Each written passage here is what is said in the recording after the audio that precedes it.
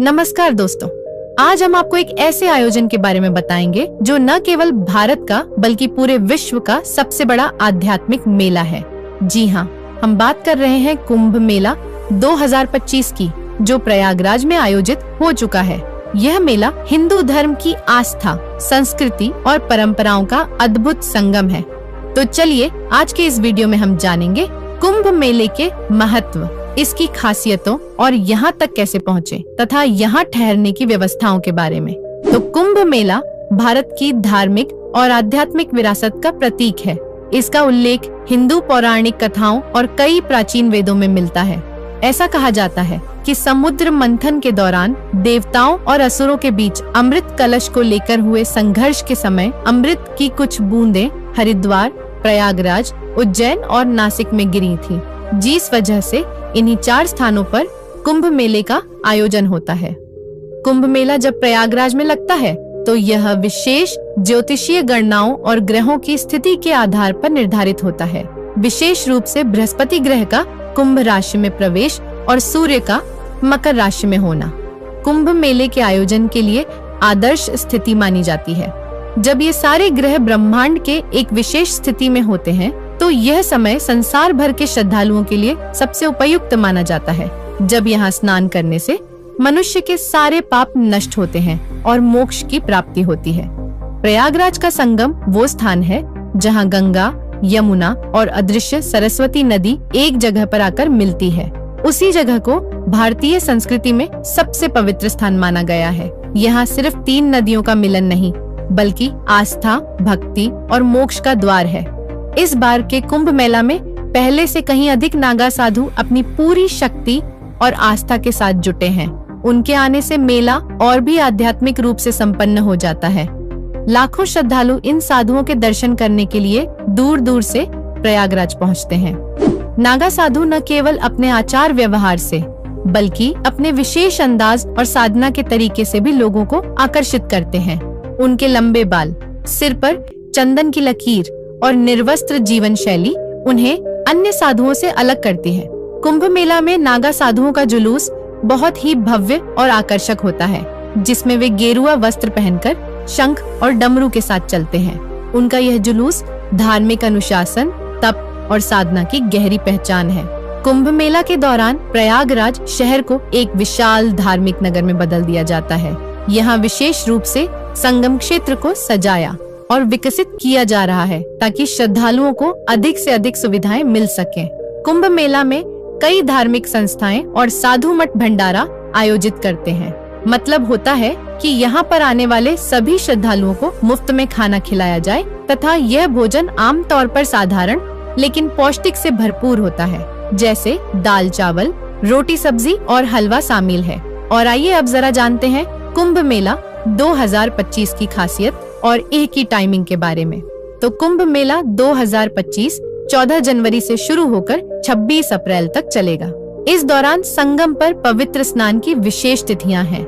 मकर संक्रांति, मौनी अमावस्या, बसंत पंचमी और महाशिवरात्रि जैसे पर्व कुंभ मेले के मुख्य आकर्षण हैं। यहाँ का वातावरण पूरी तरह आध्यात्मिक हो जाता है। श्रद्धालु पवित्र स्नान करते हैं। साधु संत अपने ज्ञान और प्रवचनों से लोगों को मार्गदर्शन देते हैं और अखाड़ों की शोभा यात्राएं मन मोह लेती हैं। कुंभ मेले का हर पल जीवन में आध्यात्मिक ऊर्जा भर देता है। कुंभ मेले में संगम पर उमड़ने वाली भीड़ सिर्फ स्नान के लिए नहीं आती, बल्कि उस दिव्यता को अनुभव करने आती है जो यहाँ के वातावरण में बसती है।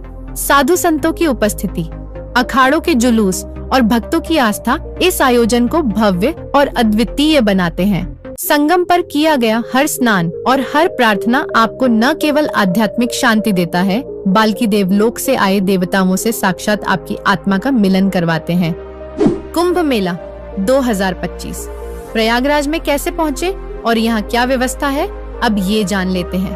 तो अगर आप भारत के किसी भी कोने से यहाँ पहुँचना चाहते हैं तो आपके सामने 3 विकल्प हैं: सड़क मार्ग, हवाई मार्ग और रेल मार्ग। सबसे पहले हवाई मार्ग को देखें तो अगर आप जल्दी से प्रयागराज पहुंचना चाहते हैं तो हवाई यात्रा सबसे सुविधाजनक तरीका होगा। प्रयागराज का बमरौली एयरपोर्ट शहर के केंद्र से लगभग 12 किलोमीटर दूर है और यहाँ से आप टैक्सी या ऑटो के जरिए संगम घाट तक आसानी से पहुँच सकते हैं। दिल्ली, मुंबई, कोलकाता और अन्य बड़े शहरों से प्रयागराज के लिए फ्लाइट्स उपलब्ध हैं। लेकिन ध्यान रखें कि कुंभ मेला के दौरान एयरपोर्ट पर भारी भीड़ हो सकती है, इसलिए फ्लाइट्स पहले से बुक कर लें तो अच्छा रहेगा। दूसरा जरिया है रेल मार्ग से यात्रा करना। तो रेल मार्ग से यात्रा करना भी एक बेहतरीन विकल्प है। यहाँ का प्रयागराज जंक्शन एक प्रमुख रेलवे स्टेशन है और यह संगम से काफी करीब भी है। यहाँ से आप आसानी से ऑटो, टैक्सी या बस द्वारा संगम घाट तक पहुँच सकते हैं।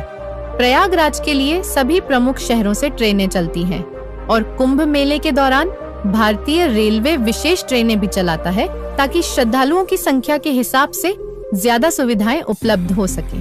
तीसरा है सड़क मार्ग से यात्रा करना। जी हाँ, अगर आप सड़क मार्ग से यात्रा करना चाहते हैं तो यह भी एक अच्छा विकल्प है। दिल्ली, कानपुर, वाराणसी जैसे प्रमुख शहरों से प्रयागराज के लिए सीधी बसें और निजी वाहन उपलब्ध हैं। राष्ट्रीय राजमार्ग संख्या 2 और राजमार्ग संख्या 27 से आप आसानी से प्रयागराज पहुंच सकते हैं। यात्रा के दौरान आपको रुकने और खाने पीने की पर्याप्त व्यवस्था मिल जाएगी। कुंभ मेला के दौरान सरकारी और प्राइवेट बसें भी विशेष सेवाएं देती हैं, जिससे आपको और भी आराम से पहुंचने में मदद मिलती है। ठहरने की व्यवस्था देखें तो कुंभ मेला के दौरान प्रयागराज में अस्थायी टेंट सिटी बनाई गई है, जहां लाखों श्रद्धालु ठहर सकते हैं। ये टेंट सस्ती और आरामदायक सुविधाओं के साथ होते हैं, जिससे ज्यादा श्रद्धालु यहाँ ठहरने के लिए आ सकते हैं। इसके अलावा शहर में धर्मशालाएं और आश्रम भी उपलब्ध हैं। वहीं अगर आप ज्यादा आरामदायक व्यवस्था चाहते हैं तो शहर के होटल्स में भी रुक सकते हैं। लेकिन ध्यान रखें कि कुंभ मेला के समय होटल्स में पहले से बुकिंग करवाना बेहतर रहेगा और कुंभ मेला के दौरान होटल्स के रेट काफी महंगा भी मिलेगा। यात्रा से पहले कुछ ध्यान रखने योग्य बातें। कुंभ मेला के दौरान प्रयागराज में दुनिया भर से लाखों लोग आते हैं, इसलिए यात्रा के दौरान आपको सुरक्षा और अपनी चीजों का ख्याल रखना जरूरी है। स्नान की तारीखों और दिशा निर्देशों के बारे में सही जानकारी लेकर ही यात्रा पर निकलें। तो दोस्तों, अगर आप 2025 में कुंभ मेले का हिस्सा बनने की योजना बना रहे हैं तो अभी से अपनी तैयारी शुरू कर दें। इस अद्वितीय आयोजन का अनुभव आपको न केवल भक्ति और आस्था से भर देगा, बल्कि यह आपके जीवन को नई दिशा भी देगा। धन्यवाद।